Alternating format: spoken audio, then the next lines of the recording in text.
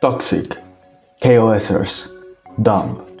A lot of words can describe this dinosaur that has been in the game since a long time ago, and always has been an extremely popular dino.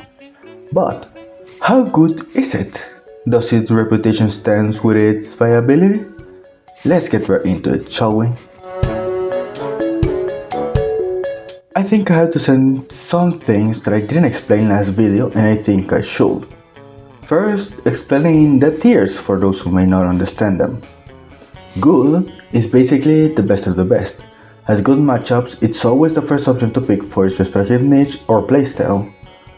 Decent is, well, still a good option, but it is a little bit difficult to use and learn.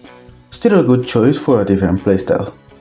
Meh is a much harder dino to use, learn, and survive, as well as having difficult matchups.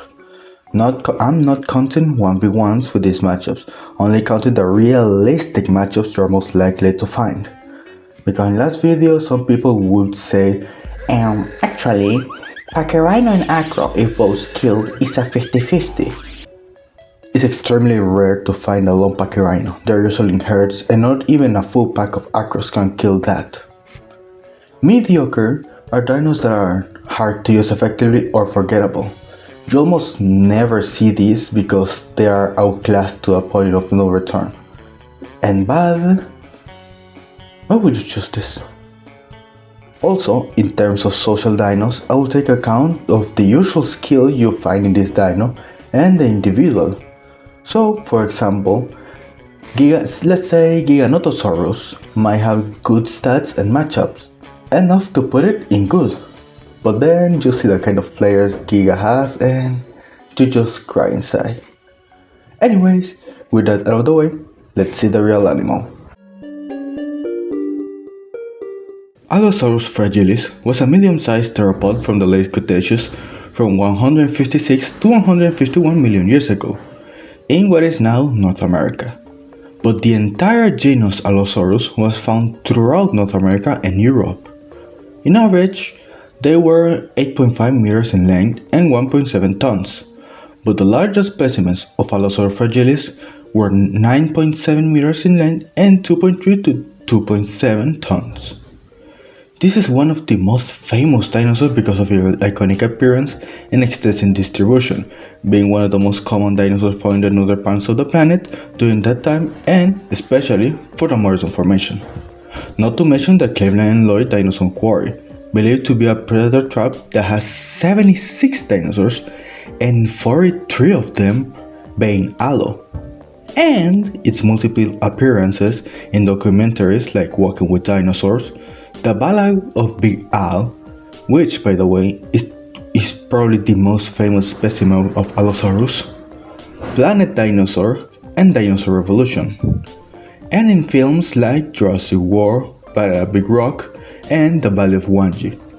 If I start talking about his appearances in other media, we will be here all day. So, how does the in-game animal fares? In-game, Allo has similar proportions to the real animal, weighing 2.2 tons. Maybe the arms little more muscle, but other than that, it's pretty damn good. Also, I like how they made the roars sound similar to a lion, which fits perfectly with its usual nickname and playstyle.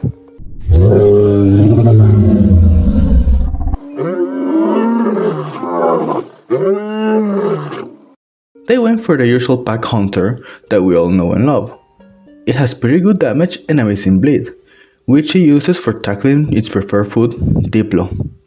Also helping with the fact that it does bonus damage to that dino. It is very affordable, it's a fast runner, has the second fastest trotting speed, just behind the recently added Vista, can go to any biome in the map, which seems to always be forgotten by Allo players, and is crepuscular, which is always a bonus.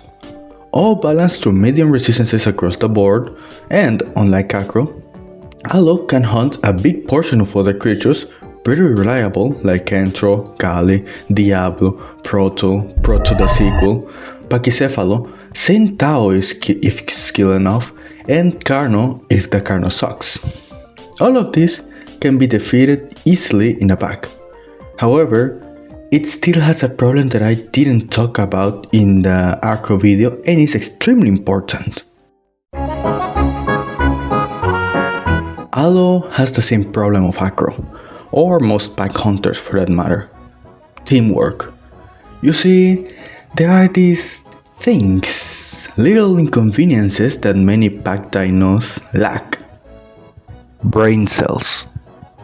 Everyone who has played this game for a week or two will tell you that Allo players usually suck, especially your packmate specifically. Allo players are very characteristic. They're always overly aggressive, waste their stamina, try to fence tank turbos, and don't usually walk away from the mud pit of Fern East, among other things. This brings down a solid dinosaur, as well as it is a little bit difficult to grow, especially because of Carnos. Carnotaurus are basically the main enemy of Allo in PriorExtinction. Not to mention Ceratos and the recently added Vista. In a 1v1 against this monster, you are dead. You cannot even escape unless you can make your way to redwoods or floodplains. Of course, there are also the dumb pack members that disregard safety for just staying in the open. To be fair, this is a problem for all social dinos, but for carnivores it's worse by the fact that they must kill other players to feed themselves and their packmates, which just adds a layer of unnecessary difficulty that's out of your control. Speaking of which, please devs, make it so that we can play as any dino as solo instead of being either punished with low well-being or punished with bad teammates that will not help you at all. So, how good is it? Well, after analyzing all of this, plus y'all's opinion, I will have to put it above Acro in the decent tier.